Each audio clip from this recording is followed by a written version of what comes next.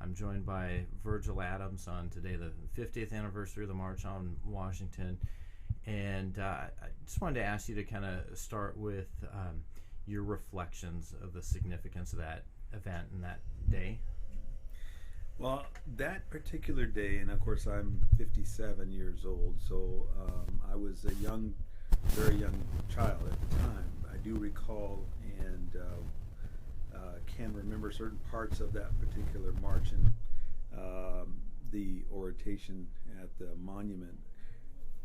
Being so young at the time, I didn't understand the significance nor importance of the events that led up to that, but I was extremely impressed and moved even as a young man. But as I became older, I certainly used that as a landmark piece for what could be possible for me. I will tell you, at the time that I initially heard it, I did not believe it was true or could be possible. And as I later became a young man, I used that as a challenge to embrace what could be possible and what should be true. So as we reflect now in the 50th anniversary, even in today's media, as I woke up this morning watching the news, there's certain elements that have come true in regards to advances for African Americans and including integration and certainly even looking at political equity across the board. Socially, there's certain advances, and I can appreciate some of the advancements and that the dream has been fulfilled to some degree. And then the question was on today's media, would Martin Luther King be satisfied, or would he think that the dream has been fulfilled? And I must agree that there's still work to be done. There's some mention of African American first president, second term, the first attorney general being an African American. You look at Colin Powell being the first African American joint chief of staff. And there are a lot of progresses. But across the board, and certainly in the lower levels or echelons, there's still discrimination mentioned today with some of the other professors about issues like Trayvon in other aspects where we still have work to do with appearance, race, culture, and prejudices that are still stalwarts. But America, I think we've had a significant amount of progress.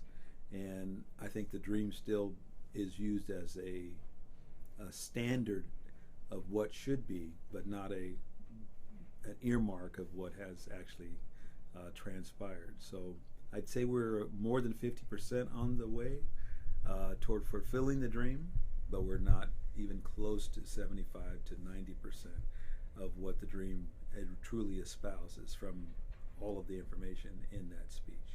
You mentioned that, at age 7, you didn't really kind of believe it. I think that's the right way of saying it. What were your aspirations as a 7-year-old?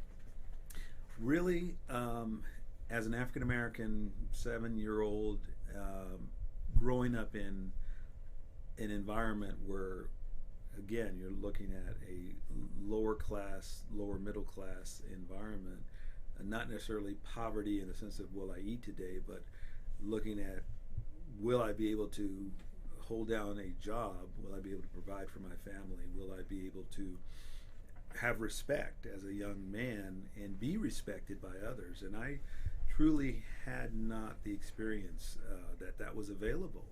There were a lot of African Americans that were janitors, a lot of them were porters, a lot of them had issues that education wasn't completely available or even believed to be. A select few or a rare, we call it an aberration or somewhat of in a sense that it would be not maybe you, but maybe someone else, but not completely available to all. So my aspirations were limited until I became somewhat more angry of the disparity of what was available for all races and challenged myself to be one of those to get more education and make sure I wasn't denied. So I sort of used that dream as a issue to say, if it's available, then I want to be one of those. But I knew it wasn't available to all of my neighborhood, all of my race and or culture. So I was propelled to try to be the anomaly, to be the one exception. And this was before, of course, affirmative actions, before I knew what that was. So I promoted my own sense of affirmative action. What now, 50 years later, we're here in your office and I see the full-time faculty award. I mean, what does that mean to you as it's juxtaposed against being in that place? Well, it does mean in certain sense that the American dream is available to everyone, and that not only if you can dream it, it can come true, but we're not limited by the socioeconomic and other factors of racial prejudice and class prejudice, and education isn't truly just for the elite. And because of those things, because of determination, the American spirit or work ethic does apply across the boards. It's available. It is something that can be accomplished to be, again, maybe an outstanding full-time faculty. I could aspire to be president of the college. We have our North Orange County Community College District has a black chancellor who's preceded by black chancellor before him. Our president prior to the one we have in preceding the one prior was a female. So these are now opportunities that are not limited based on race, maybe ethnicity, and even to some degree sex. So now I do believe that 50 years we have the platform to say it's not what can be done, it's more of how far do you want to go and what do you want to drive yourself as a American, regardless of race or sex or creed. I do think, and it wasn't mentioned in the dream, but I do think now it includes and encompasses gender as well. So I think that's our next application of the I Have a Dream, is to include all, not just races, but even sexual orientation. So I think we're on our way, and I think I'm hoping to promote a change and be a part of that, as well as an inclusive component to the I Have a Dream persona. I'm curious if you were to, come across a student today with their child, or somewhere come across a 7-year-old African American little boy. What might your advice be to him on the next 50 years? What would your hopes be for that child on the 100th anniversary? That I would love to have that person. If I can go back to the first female pilot of the space shuttle, and she was asked a question somewhat similar to say, well, in her press conference, would you aspire or do you believe that NASA should have an all-female crew, that now that you've broken the barrier, and that might be where America can go?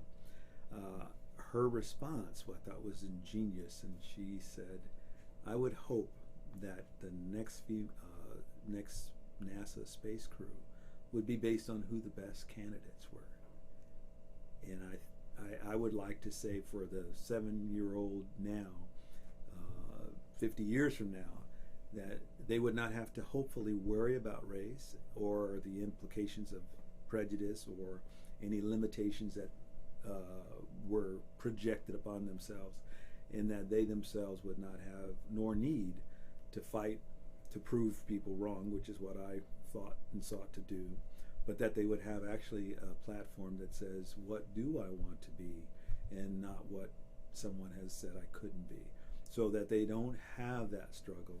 And it wouldn't be I'll prove you wrong, but it would be, where do you want to go, what do you want to be, and have support from society, from family, that says you can do whatever you want to do. That's really my dream. Yeah, that's awesome. The in terms of the I Have a Dream speech itself, is there a part of it that resonates with you more than perhaps another? Yeah, there's a couple parts. What I didn't believe was possible was, as he says, that his 4 children would someday be based on the content of their character and not the color of their skin. And that resonated with me so much because I saw myself not as one of his kids, but like one of his kids.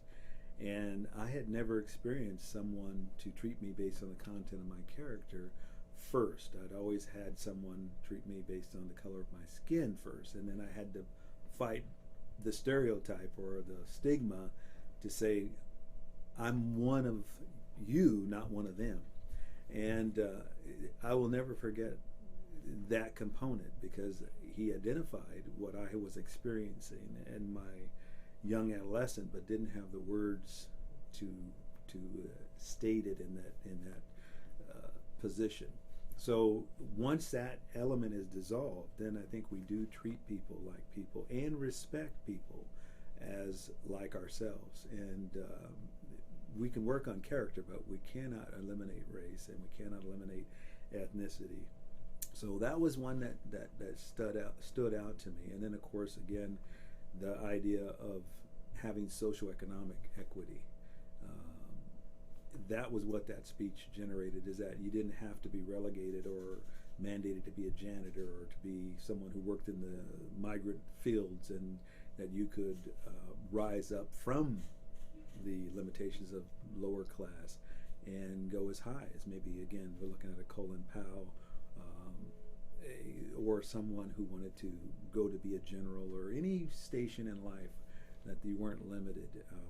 So those are I bear those in my heart because that's what that speech resonated for me. Yeah. And do you think that's what brought you to teaching at this level?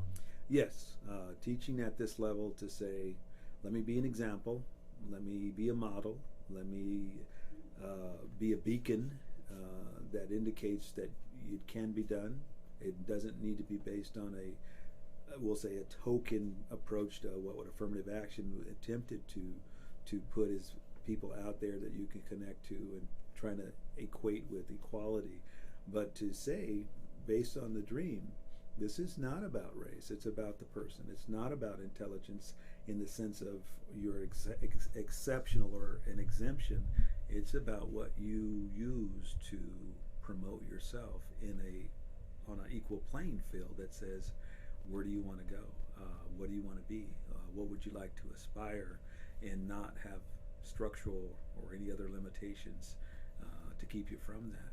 So, I have to look at the speech is not just a dream, but a platform for life. Virgil, thank you. That's excellent.